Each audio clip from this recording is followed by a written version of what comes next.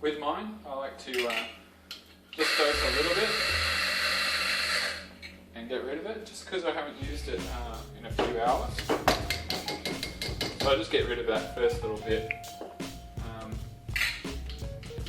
So that just any stale coffee that might be still in the chute, I'm dosing that out, and I'm only working with something that's fresh, just that it can be. It's only freshly ground rather than what's been sitting there.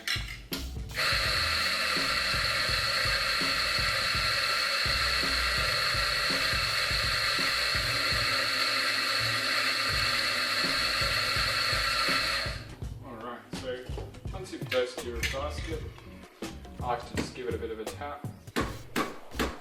Basically, I'm just making sure that the grounds are going towards the bottom of the basket. Alright, so I just run a quick finger over the top. I've got a dosing tool which just lets you kind of manipulate the coffee into the areas that you want it. Remember, obviously, try not to take too long, because the longer you take, the more heat you're losing out of the basket and the spouts.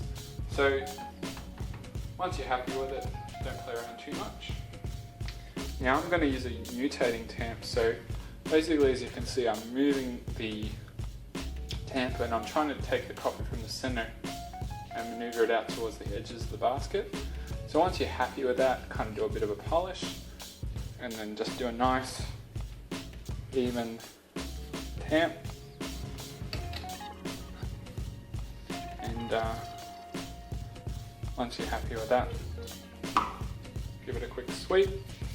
And now I just run a bit of water to bleed it and heat up the spouts before I start.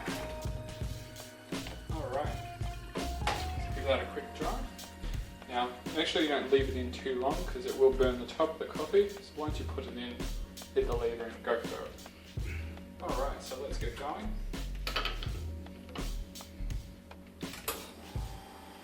Now I'm doing 2 lattes. You're looking for that nice even pour, not too quick, not too slow. At this stage you can maybe just bleed up some water.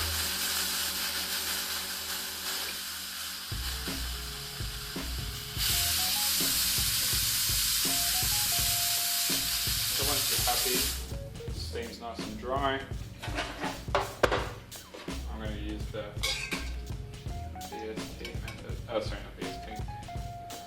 KK method. So let the pressure go up. Alright, so the idea is you just kind of keep it near the surface. You're looking for that little sound, that so feel the jug. Once it starts to feel warm to the fingers, that's at the stage where you kind of want to stop stretching, and that's where you want to start circulating the milk.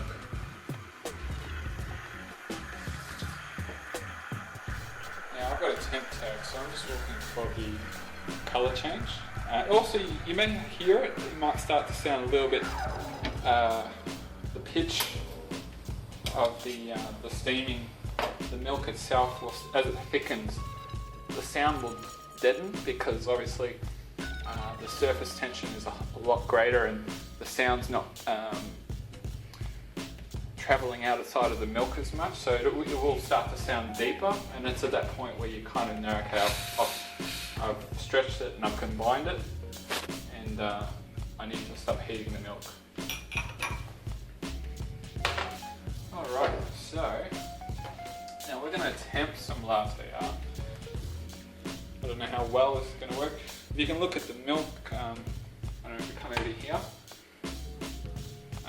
see the surface of the milk, it's nice and smooth.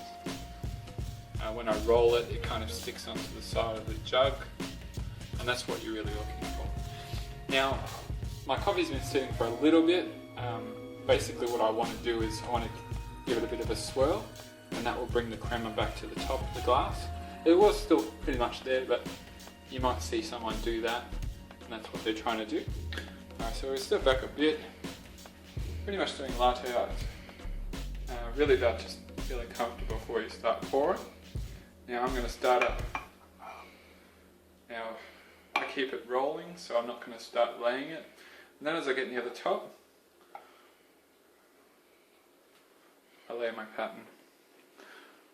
That's one. And then I'll move on to my next one. Give it the same twirl. And then I'll start laying the pattern.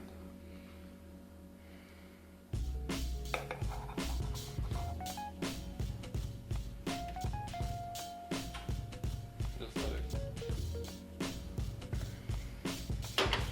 And as you can see, going a bit closer, two nice lattes.